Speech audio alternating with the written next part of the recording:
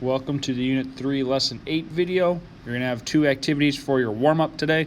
Activity 1, you're solving for the variable, and Activity 2, you are graphing. In Activity 1, numbers 2 and 3 are a little bit tricky, so make sure you simplify your fractions. It's going to make your life a little bit easier. So pause the video, work these out, unpause when you're done. You can see how you did. So for number 1, I'm going to multiply by 3 going straight across to get x equals 12. In number 2, I can't just do my horizontal or my vertical method right away. What I need to do is simplify 9/12 to 3/4. If you divide top and bottom both by 3, that's what you'll get. So now I'm multiplying by 2 going across to get x equals 8. 4 times 2 is 8. Number 3, kind of the same idea. 5/10 is the same as 1/2. Now from right to left, I'm going to multiply by 4 to get x equals 8 again. In Activity 2, I have an open circle at 23 and a closed circle at 27. Since x is between those dots, I just connect them with a line. Number 2, I have a closed circle at 105. Now it's opening towards the x, meaning x is bigger, so I got to go bigger to the right. Number 3, closed circle at -9, open circle at -5, x is between, so I connect the dots. So today we are going to be doing some complex rate problems. These problems didn't copy over very nicely on your notes here, so what I'm going to have you do is go back to the workbook. Okay, I don't have my workbook here, but if you just click back in the workbook, you'll be able to go to this page, which you'll have to scroll probably for a while. It's on page 134, 135, and then you'll be able to see these questions. I have them up on my computer screen so I can read them and look at them, but I can't obviously write them all down right here because they're a little bit off. So number 1 says Central Airlines flies to many cities throughout the United States. The main airport for Central Airlines is in Atlanta. Most flights take under 3 hours, but the table below shows that flights across the United States take as long as 6 hours. The flight times have been rounded to the nearest hour. The longest distance they fly is 1,950 miles from Atlanta to Los Angeles. So the first question says, if it takes 3 hours to fly from Atlanta to Denver, that is that piece right there, how far does the plane fly in 1 hour?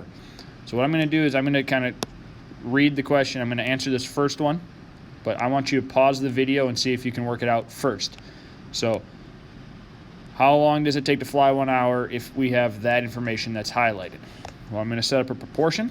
So I can go 12,000 miles, or 1,200 miles, excuse me, in 3 hours. That's equal to, I don't know how many miles in 1 hour. Well, I'm going to use my horizontal method and divide by 3 to get that x equals 400. So my answer should be the plane travels or flies 400 miles in 1 hour. Number 2 at the bottom there does not use that table. It says the Hoover Dam is one of the largest dams in the United States. It's 34 miles from Las Vegas, and the temperature in the summer can get as hot as 115 degrees Fahrenheit. Water is released from behind the dam to make electricity. The water flows from the dam at a rate of 10,000 cubic feet every 5 seconds. How many cubic feet of water flow per second? So the numbers are there for you. I need this many cubic feet every 5 seconds. How many cubic feet per second? So go ahead, try to pause the video and try to figure that one out. Then unpause and see how you did. So I'm going to compare cubic feet to seconds. So I have 10,000 over 5 is equal to, I don't know how many over 1. I'm going to use my horizontal method again, where I'm dividing by 5 going across.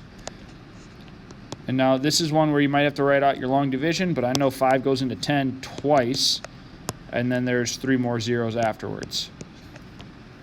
So the water flows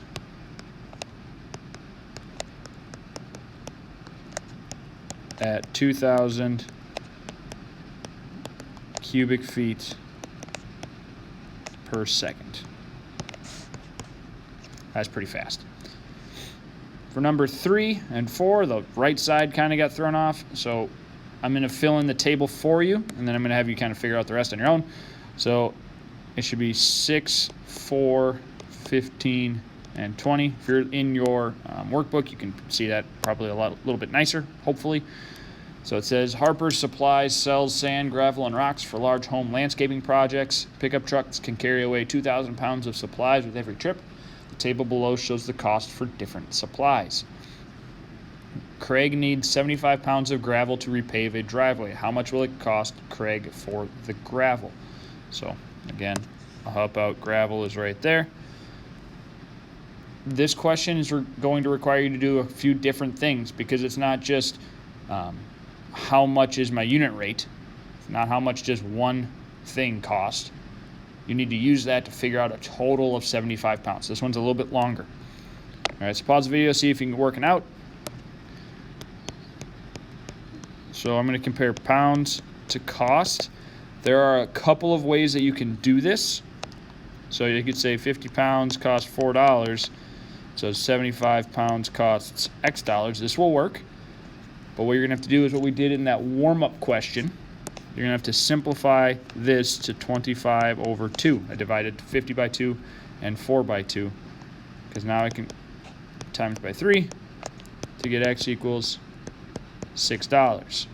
Or what I could have done was 50 over 4 is equal to how much does 1 pound cost? I could do that. I know that 50 and 75 have a common factor of 25, so I would maybe do this. Okay, divide by 2, divide by 2, to get Y is equal to $2, but that's not my answer. That's $25, or 25 pounds is $2, and I have 50 plus 25 pounds to get 75 pounds, so I do 4 plus 2 to get 6. Either one of those methods works totally fine. So it will cost Craig $6. Suppose I should capitalize that proper now. And number 4, a snowboarder starts at the top of Mount Harper and is traveling down the mountain through different runs. The first run is bumpy, and the run is only 50 feet wide at one point. This slows everyone down so skiers don't crash into each other. The fastest part of the run is 1,200 yards long and is straight downhill. This is where the snowboarder really picks up speed. At one point, the snowboarder is traveling 14 feet every 3 seconds. 14 feet every 3 seconds. Don't know why I said 15. How far does a snowboarder travel in 1 minute? Basically, almost all of this question is extra information that I don't care about. So you got to pick the information that's necessary. So it's how far does he travel in 1 minute when I'm talking about that speed. So pause the video, see if you can work this out. So I'm going to be having our feet traveled compared to the number of seconds.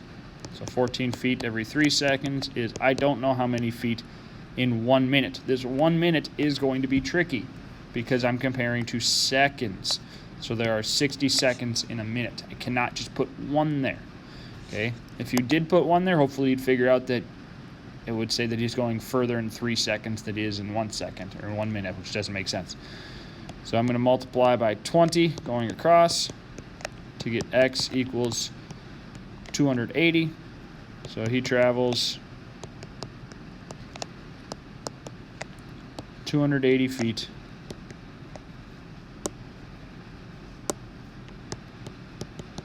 in 1 minute, or in 60 seconds.